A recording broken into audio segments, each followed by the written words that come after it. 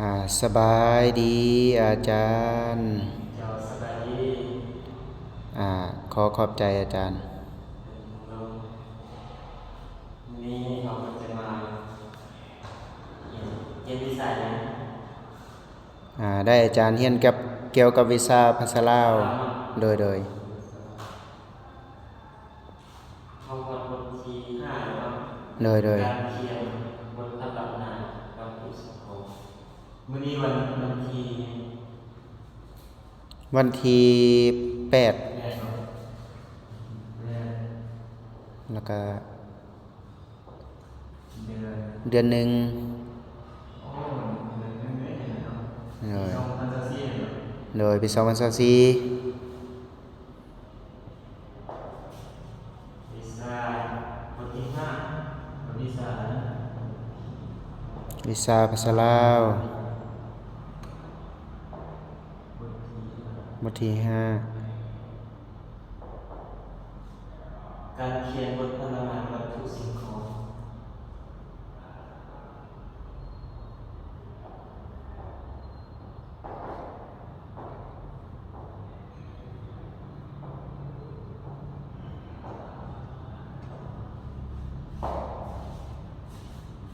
การเขียนบทพรรณนาบทที่12สิ่งของบทที่1ความหมายของบทพรรณนาวัตถุสิ่งของ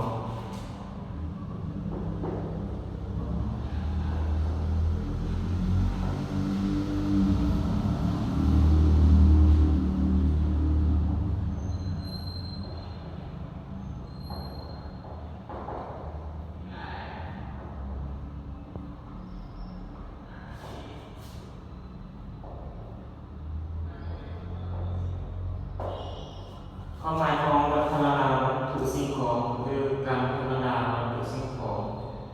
คือเราจะพรรณนาสิ่งใดสิ่งใดเนาะก็ต้องรู้ว่ามันยังไงเนาะคือเราจะพรรณนาว่าบิ๊กเราก็ต้องรู้ว่าบิ๊กนี่มันเป็นแบบไหนคือพวกน้องเคยเรียนมาก่อนแล้วตอนอยู่ประถมก็จะพรรณนาเกี่ยวกับตัวไก่ตัวเป็ดหรือว่าตัวสัตว์ต่างๆซึ่งว่าเราจะพรรณนามันจะต้องมีเปิดเรื่องเดินเรื่องและสรุปเรื่องตามประถมต่อมาก็จะมีการพรรณนาดูว่าอย่างตัวไก่มันมีหัวแบบไหนมันมีปากแหลมมันมีขนซึ่งอันนี้ก็เป็นการพรรณนาและนักเรียนได้มีแนวประกอบส่วนไปไหนเกี่ยวกับการพรรณนาแบบนี้ลองตอบมาจากเรื่องพวก อ่าอาจารย์น้องขาน้อยขอตอบเนาะก็จะเกี่ยวกับโต๊ะตังบ่หรือเกี่ยวกับปื้มบิ๊กซอแล้วก็ประเภทอ่า โทรศัพท์หรือคอมพิวเตอร์อันนี้ก็เป็นวัตถุสิ่งของอ่าเพราะก็จะมีแต่นั้นเนาะเขาน้อยเนาะอ่ามีคนรู้จักอาจารย์บอกเดี๋ยวอาจารย์ชี้แนะนำตัวเลยอาจารย์สื่อว่า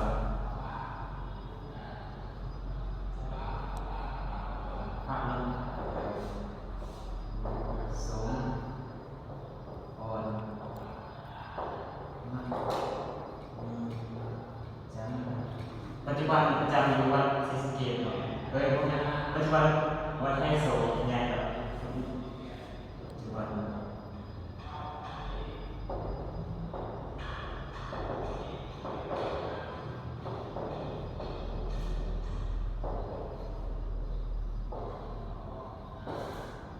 นี่เบอร์ตัวอาจารย์เนาะ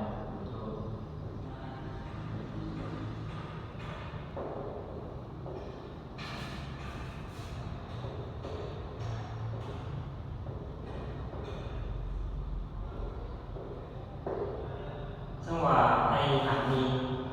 อ่าธุระหรือว่าเรียกจำเป็นหรือว่าอยากส่งการบ้านก็สามารถส่งทางวันแอปได้เลยเนาะเป็นทางเบอร์โทรแล้วก็วันแอปนำซึ่งว่าบทเรียนที่ในสอนมาวันนี้ก็มีองค์ใดที่บ่เข้าใจยังบ่เข้าใจสามารถที่จะอ่าถามได้เนาะยังมี นี้อันใดที่บ่เข้าใจบ่ เข้าใจแล้วอาจารย์ อ๋ออันนี้ก็ที่ว่ามันอ่า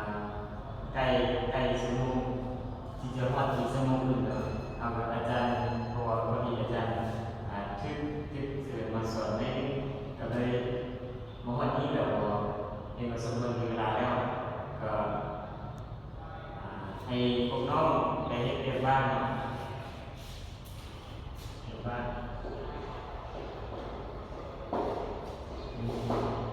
ความหมายของบทพรรณนา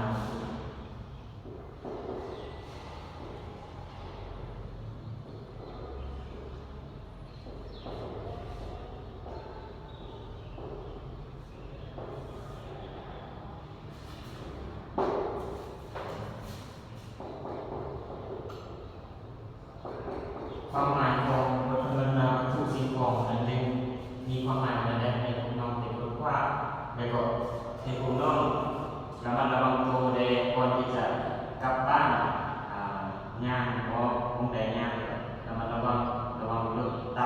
ำองค์ใดที่ขี่รถสะดวกสบายก็ระมัดระวังแน่อาจารย์วันนี้เป็นเท่านี้เลยให้พวกน้องที่เกิดบ้านรักษาสุขภาพมอดนี้แล้วก็ขอให้หมดเวลาแล้วอาจารย์จะได้กลับกันเด้อ